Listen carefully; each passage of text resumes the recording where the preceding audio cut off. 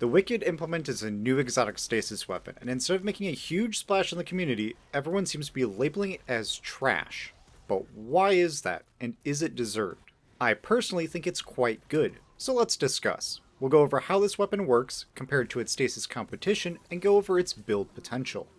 Starting with the basics, Wicked Implement is a stasis 180 RPM precision scout rifle. Its intrinsic trait is creeping attrition. Rapidly landing 3 precision hits within 3.5 seconds of each activates the perk, allowing subsequent precision hits to apply 40 slow stacks to the target.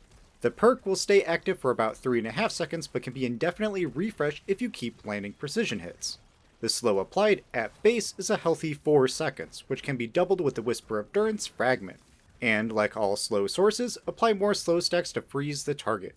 Its exotic trait is Tithing Harvest, where precision final blows while creeping attrition is active creates a small stasis shards that returns to you.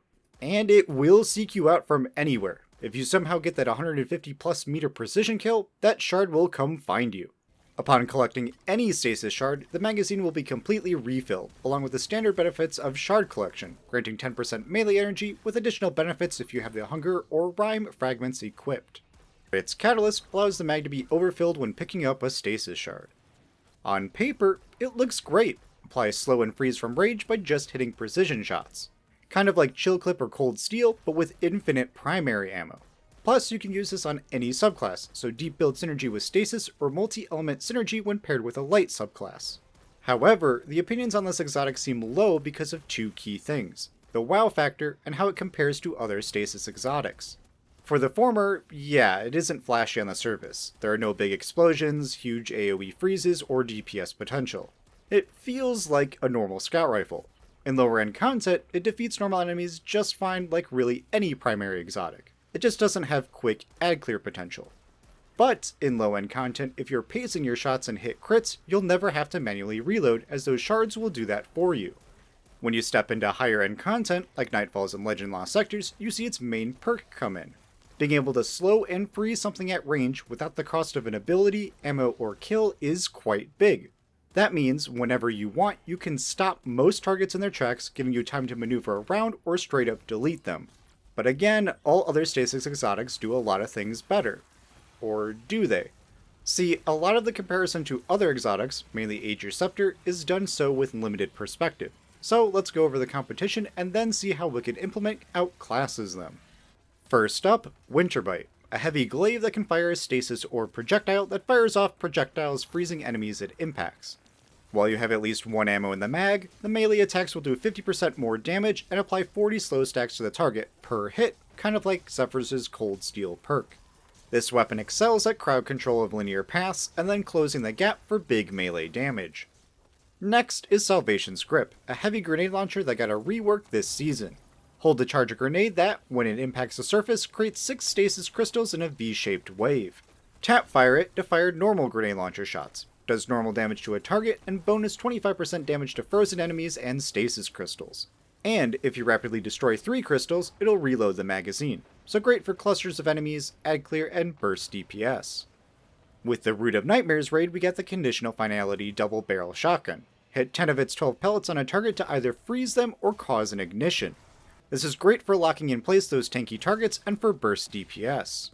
For primary weapons, there's Verglaw Curve, a lightweight bow that allows you to store special Hail Barrage arrows every time you get an arrow kill. Stack up to 5 of these and release them by hip firing to create large stasis crystals that'll freeze nearby targets.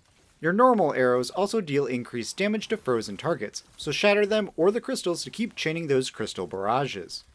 Next is Cryosthesia 77K, a sidearm with a special freezing shot.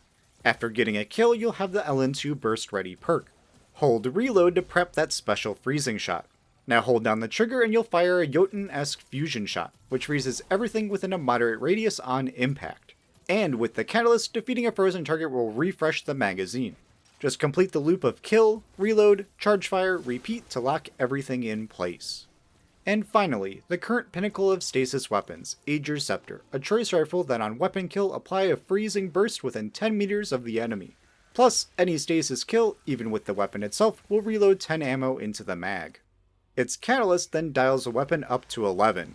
Hold reload to consume your super to overcharge this weapon, nearly doubling its damage and applying 20 slow stacks on every hit. And with how easy it is to build into super regen on a Stasis subclass, you'll have high uptime on the supercharged mode. So, when you look at the potency of all the Stasis weapons, yeah, Wicked Implement looks weak. But, and this is a big but, all those weapons have limited range and Stasis perk activation that requires a kill and/or special or heavy ammo. Most of these weapons have an optimal range of 10 to 20 meters, with even those that extended to 40 to 50 meters, being Agers and Vergla, still have damage drop-off far before Wicked Implement. Plus, to get these perks revved up, you need kills.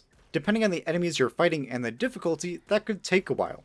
This scout allows you to play a more ranged Stasis playstyle, which is kind of a first, and is great for those getting into the endgame. Ager Scepter is still extremely good, don't get me wrong, especially since exotic traces have the intrinsic 40% damage buff to minor enemies, and running double special weapons is potent, popular, and relatively easy. However, for the average player and depending on the content, double special really isn't something I'd recommend. On the other hand, choosing an exotic primary is great, 40% damage bonus to minors, infinite ammo, and will activate ammo finder mods quicker. Now, let's talk about Buildcrafting, as Wicked Implement opens a different door to both Stasis and Light subclass playstyles. For starters, you have a primary weapon that can stun all 3 champion types. At base, activate Creeping Attrition to stun Overload via applying Slow, and Unstoppable by freezing and then shattering them. To stun barrier champions, you can become Radiant by playing on a Solar subclass.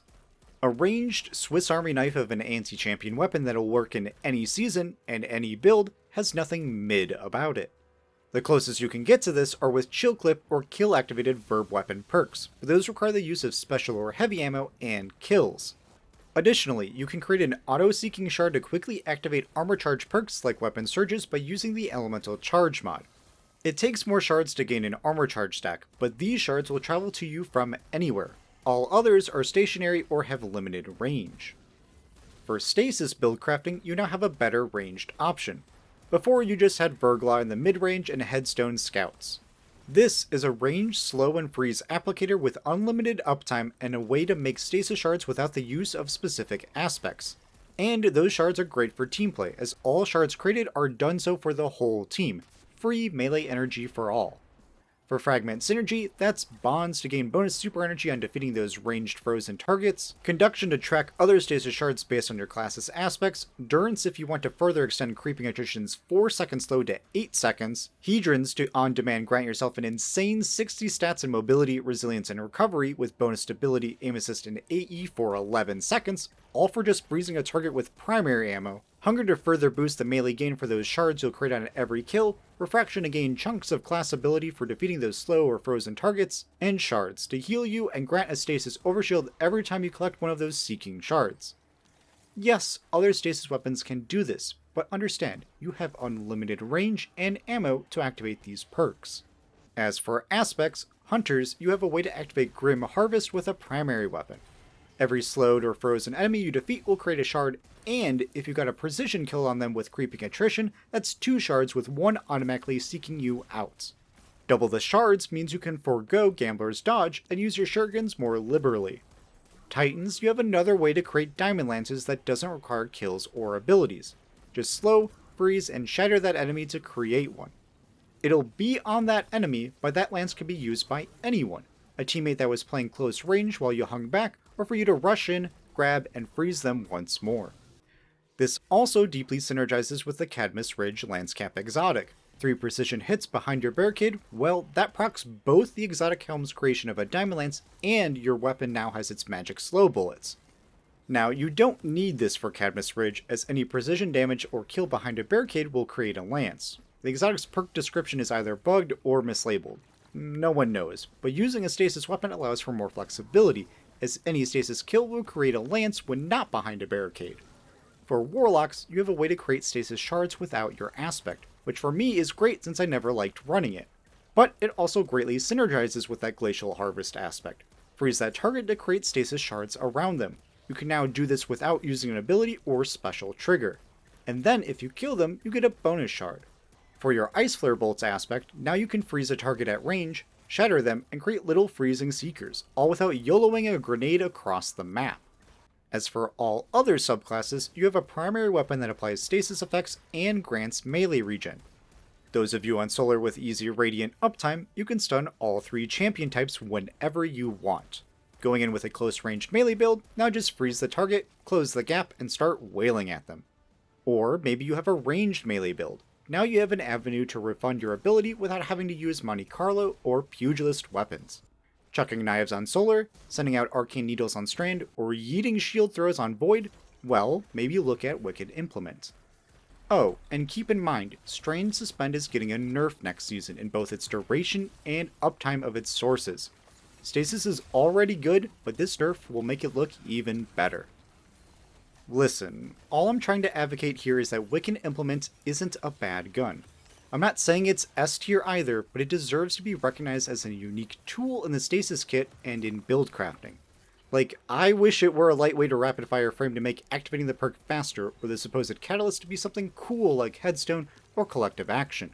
But what we got is still really solid. Not everything can be super broken OP or crack the DPS meta. Some things are just fun toys or tools for buildcrafting.